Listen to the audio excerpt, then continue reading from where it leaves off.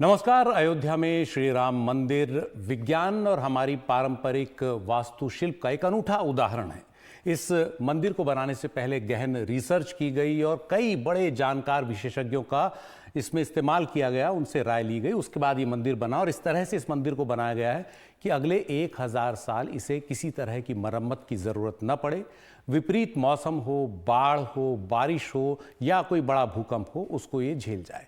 किस तरह से ये मंदिर बना है संक्षेप में हम आपको बताते हैं एक एनिमेशन के जरिए।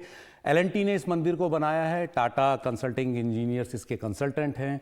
ये वो 2.7 एकड़ का क्षेत्र है जहां ये मंदिर बना है। आप देख सकते हैं मंदिर की जगह जो है, सड़कें वगैरह इसके आसपास काफ़ी बनी हैं और यहीं पास में जो अभी तक रामलला की पूजा होती थी वो मंदिर वहाँ पर है। तो ये पूरी की पूरी वो जगह है जहाँ पर काफ़ी समय तक विवाद रहा कोर्ट में और मंदिर को बनाया गया। इस पूरे के पूरे परिसर में यहाँ पर रामलला की अभी तक पूजा हो रही थी। अब इसके बाद इस पूरी जगह की सफाई हुई। सफाई के बाद इस जगह पर जो सबसे बड़ी चुनौती थी वो ये कि यहाँ के नीचे की ज़मीन का एनालिसिस यानी विश्लेषण किया जाए। उससे ये पता लगा कि सरयू कभी इसके बहुत करीब बहती थी। इसके नीचे की मिट्टी बलुई मिट्टी थी जिस पर कोई बहुत बड़ी इमारत बहुत लंबे समय तक नहीं खड़ी हो सकती। इसलिए ख़ास चीज़ ये हुई कि इसको 15 मीटर गहराई तक खोदा गया, यानी 15 मीटर की गहराई तक मिट्टी को निकाला गया और उस मिट्टी की जगह पर इंजीनियर्ड मिट्टी, एक तरह से इंजीनियर्ड सॉइल भरी गई जिसको रोल्ड कॉम्पैक्ट कंक्रीट कहते हैं, जो फ्लाई ऐश, डस्ट और केमिकल से तैयार होती है, उसको भरा गया नीचे और 15 मीटर ऊंची एक तरह से रोलर से कॉम्पैक्ट की हुई एक नई ज़मीन तैयार हुई जो बिल्कुल कुछ दिनों बाद पत्थर की शक्ल ले लेती है, पत्थर की तरह मजबूत हो जाती है।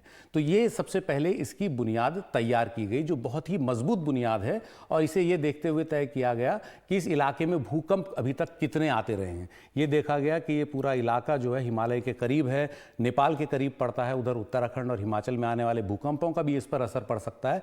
तो इसे देखते हुए 8 तक की तीव्रता का भूकंप ये झेल सके, उस हिसाब से इसकी बुनियाद को तैयार किया गया। बुनियाद के बाद फिर उसके ऊपर भी 15 मीटर 21 फुट मोटा चबूतरा बनाया गया। 15 मीटर पहले नीचे से मिट्टी निकाली गई, उसके ऊपर 21 फुट मोटा जो है ग्रेनाइट का चबूतरा बना। यानी ये ग्रेनाइट के पत्थर का चबूतरा है। जो नागर शैली के मंदिरों की विशेषता होती है कि उनमें एक चबूतरा बनता है, पहले प्लिंथ बनता है जिसके ऊपर मंदिर को स्थापित किया जाता है। तो ये पूरा का पूरा एक चबूतरा तैयार हुआ। ये इतना मोटा है कि नीचे की नमी किसी भी हाल में ऊपर मंदिर तक नहीं आ सकती, यानी जो इमारत है मंदिर की वहाँ तक नहीं आ सकती। तो ये सारा का सारा इसमें ख़ास तौर पर ध्यान दिया गया। यानी सबसे ज़्यादा ज़रूरी जो बात थी पहले वो मंदिर की बुनियाद थी जिसे बहुत मजबूत बनाया गया और इसके बाद इसके ऊपर जो इमारत है मंदिर की वो खड़ी हुई। नागर शैली में इस मंदिर का निर्माण हुआ। इस मंदिर के निर्माण में सबसे ख़ास बात यह है कि इसमें न तो सीमेंट का इस्तेमाल हुआ है, न इसमें स्टील का इस्तेमाल हुआ, न लोहे का इस्तेमाल हुआ, क्योंकि उनके इस्तेमाल से इमारत की जो उम्र है वो कम हो जाती है, 80-90 साल रह जाती है। इसको इस तरह बनाया गया जैसे हमारे कई पुराने मंदिर आप देखेंगे पारंपरिक वास्तुशिल्प में, जिनमें कि पत्थरों का इस्तेमाल होता है और पत्थरों को इस तरह से लॉक किया जाता है, आपस में लॉक कर दिए जाते हैं ताकि पत्थर जो है वो किसी भी तरह से हिले नहीं आपस में। तो उसके बाद इस पर स्तंभ लाए गए, स्तंभों को लगाया गया और ये सारे के सारे स्तंभ जो हैं वो बलुआ पत्थर जो है राजस्थान से जो मंगाया गया वो है, लाल गुलाबी बलुआ पत्थर, जिससे पूरा का पूरा मंदिर जो ऊपर से दिखेगा उसको बनाया गया और इनके स्तंभों को एक दूसरे से जोड़ते हुए एक तरह से खड़ा किया गया ताकि स्तंभ जो हैं वो आपस में ऐसे जुड़े कि हिले नहीं किसी भूकंप के आने की स्थिति में। तो आप देख सकते हैं किस तरह से स्तंभों का निर्माण हुआ है और ये जो पूरे स्तंभ हैं फिर इनके ऊपर पूरा का पूरा मंदिर टिका हुआ है। कुल मिला के 392 स्तंभ ये हैं, जिनमें 160 प्रथम तल में लगे हैं। 3 मंजिला मंदिर है। प्रथम तल में 160 स्तंभ हैं, द्वितीय तल में 132 स्तंभ हैं और जो तृतीय तल है वो 74 स्तंभ हैं। तो जो इसके ऊपर जितने भी आप ये देख सकते हैं बड़े पत्थर रखे गए हैं, ये सारे के सारे सिंगल पत्थर हैं, इनमें कहीं कोई जोड़ नहीं है और ये आपस में जुड़ते हैं तो कहीं लॉक सिस्टम की तरह से जुड़ते हैं। कहीं भी सीमेंट का कोई इस्तेमाल नहीं हुआ है, जो सबसे ख़ास बात है। एक कील का इस्तेमाल इसमें नहीं हुआ, सीमेंट का इस्तेमाल इसमें नहीं हुआ और ये आधुनिक विज्ञान का तो इस्तेमाल है ही, हमारे पारंपरिक वास्तुशिल्प का भी इस्तेमाल है। हमारे पुराने मंदिर इसी तरह से बनते थे अधिकतर, जो अगर आप देखेंगे नागर शैली में हो या द्रविड़ शैली में भी आप देखेंगे इस तरह से मंदिर बनते थे। तो ये जब स्तंभ बना दिए गए, फिर उसके ऊपर दूसरी मंजिल, फिर तीसरी मंजिल, इनको बनाने का काम शुरू हुआ। ये स्तंभ इतना इनमें लोच है, इलास्टिसिटी है कि अगर भूकंप आए तो ये अपने लोच से, इलास्टिसिटी से भूकंप को झेल जाएं, उसको एब्जॉर्ब कर ले भूकंप को, मंदिर पर उसका कोई असर ना हो।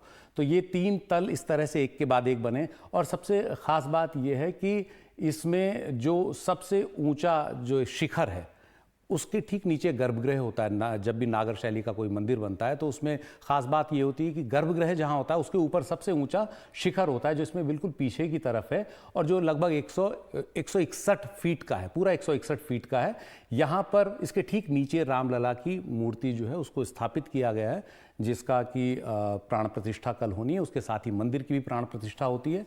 और ये अपने आप में एक बेजोड़ नमूना है आधुनिक दौर में बने किसी मंदिर का, जिसमें पारंपरिक वास्तुशिल्प का पूरा इस्तेमाल हुआ है और आधुनिक विज्ञान का भी पूरा इस्तेमाल हुआ है। इसके अलावा इसके आगे आप देखेंगे 2 मंडप बने हैं। ये भी नागर शैली की एक विशेषता होती है कि पीछे मुख्य शिखर होता है जिसके ऊपर एक कलश है, आगे 2 मंडप होते हैं और एक प्रदक्षिणा पथ होता है इसके चारों तरफ, जिसमें परिक्रमा करते हैं श्रद्धालु मंदिर की और प्रतिमा की। तो वो प्रदक्षिणा पथ इसमें बनाया गया। तो ये अयोध्या का मंदिर है जो बहुत ही खूबसूरत बना है। इसमें उन सभी पत्थरों का इस्तेमाल हुआ है जिनका काफ़ी समय से कारसेवकपुरम में जिनकी नक्काशी चल रही थी। और अंदर इसमें मकराना का जो संगमरमर है वो भी इस्तेमाल हुआ है गर्भगृह के अंदर, ताकि वहाँ बहुत खूबसूरत आपको सफ़ेद रंग का दिखेगा वो, और उसमें बहुत खूबसूरत कलाकृति हुई है। और ये काफ़ी कुछ नक्काशी इसमें हो चुकी थी और कुछ नक्काशी पिछले कुछ दिनों में हुई है। और इसके लिए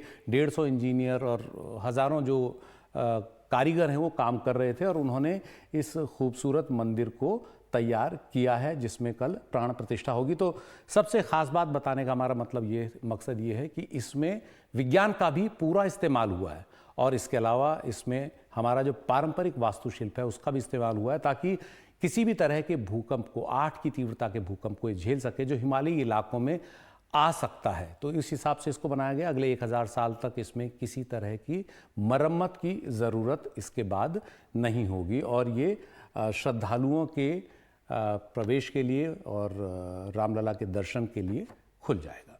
और ये इस मंदिर के अंदर की खूबसूरत नक्काशी है जो श्रद्धालुओं को और इस मंदिर की ओर आकृष्ट करेगी और अपने आप में अयोध्या इसके बाद पर्यटन के मानचित्र पर एक बड़ा शहर बनकर उभरेगा।